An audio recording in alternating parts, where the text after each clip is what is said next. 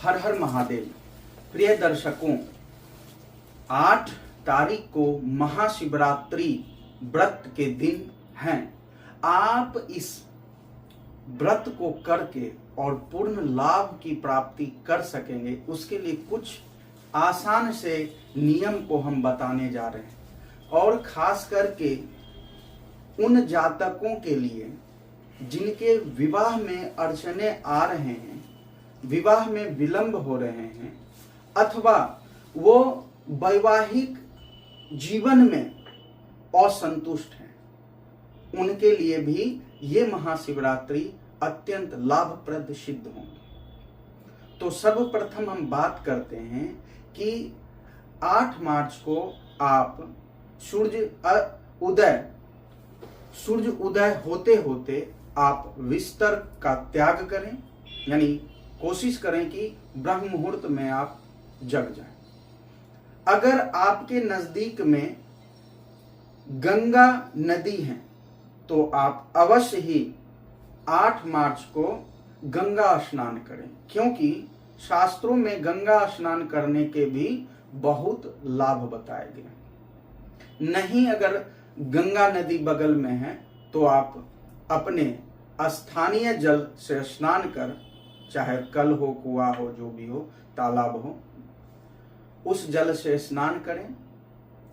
कल आप नमक का त्याग करेंगे, अर्थात व्रत का पालन करेंगे। और सुबह सुबह आप भगवान की उपासना कर, जो भी आपके कुल देवी देवता हैं, उसके बाद शिव परिवार की उपासना कर, पूजा अर्चना करने के बाद मुख्य जो पूजन का विधान है वो है रात्रि काल में, क्योंकि 8 से 10 बजे के बाद चतुर्दशी तिथि का आगमन हो रहा है। और चूंकि शिवरात्रि चतुर्दशी तिथि के ही पर्व हैं, अतः आप पुनः 7 से 8 बजे तक पुनः स्नान कर शिव जी की पूजा अर्चना की व्यवस्था कर लें।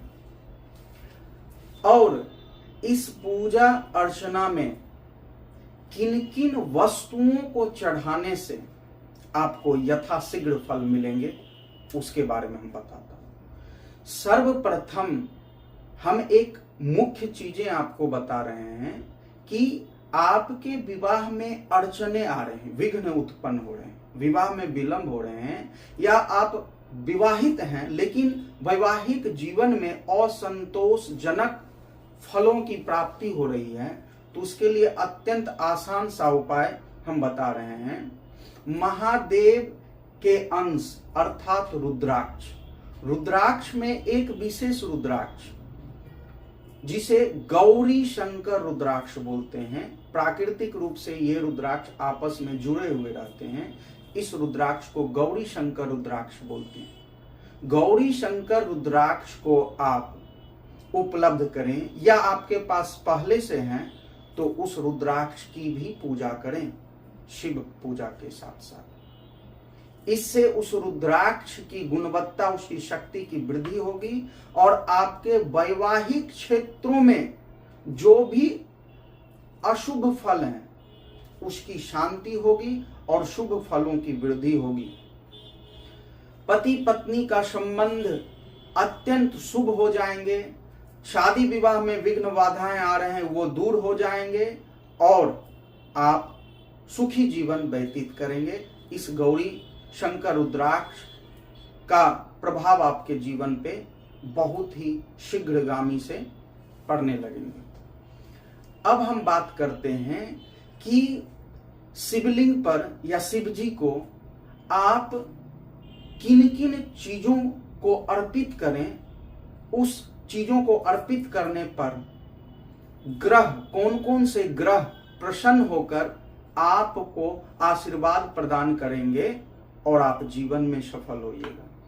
तो हम बात करते हैं प्रत्येक ग्रह के बारे में कि कौन से ग्रह से संबंधित चीजों को आप अर्पित करें। तो बात करते हैं ग्रहों के राजा सूर्य की।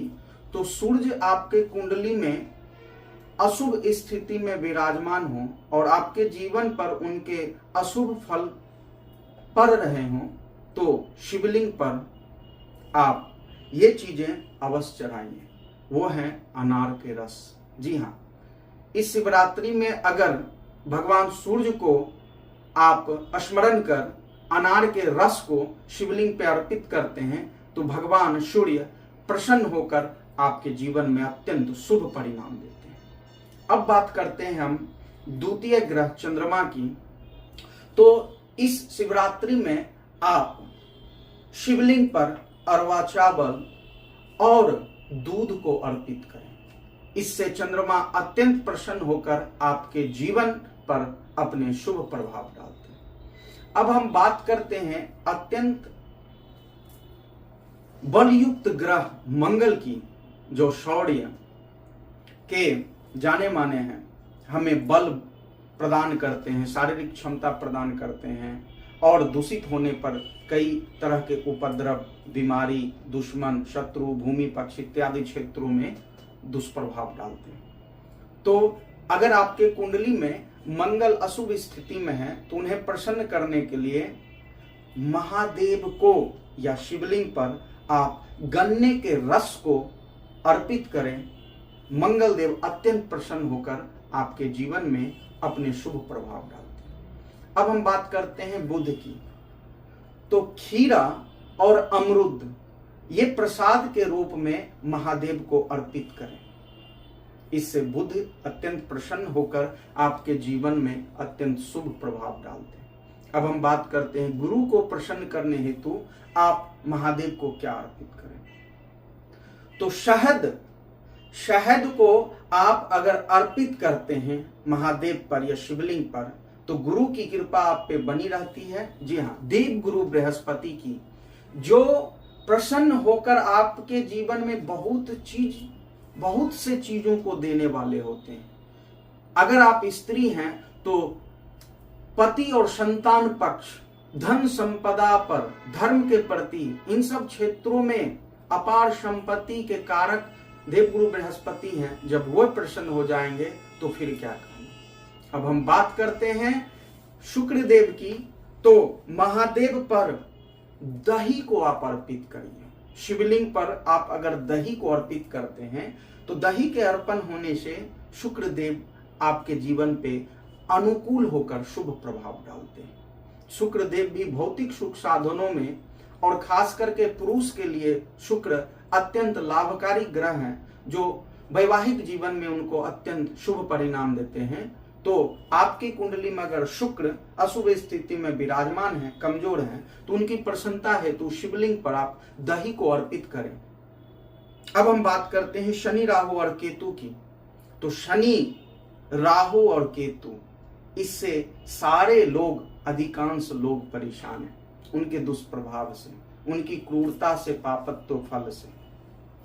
तो आप किसी भी तरीके से अभी वर्तमान में शनि की, राहु की या केतु की गोचर में स्थिति अशुभ हो या महादशा अंतरदशा में उनकी अशुभ प्रभाव पड़ रहे हो तो उनकी शुभता हेतु, प्रसन्न हेतु आप किन किन चीजों को महादेव पर अर्पित करिए। तो बात करते हैं शनिदेव की।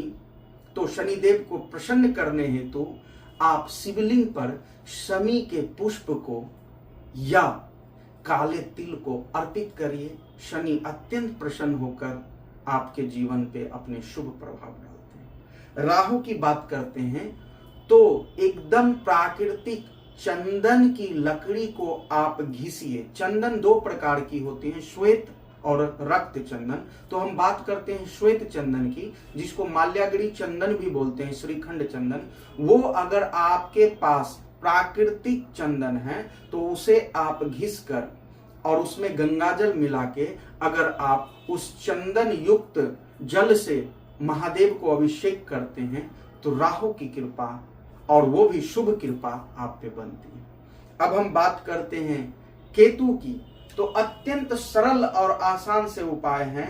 इस शिवरात्रि में शिवलिंग पर या शिवजी को आप जमीरी नींबू को अर्पित करें या जमीरी नींबू के रस से आप शिवलिंग पे अभिषेक करते हैं तो महादेव के साथ साथ केतु भी प्रसन्न होकर आपके जीवन में अपने शुभ प्रभाव को डालते हैं।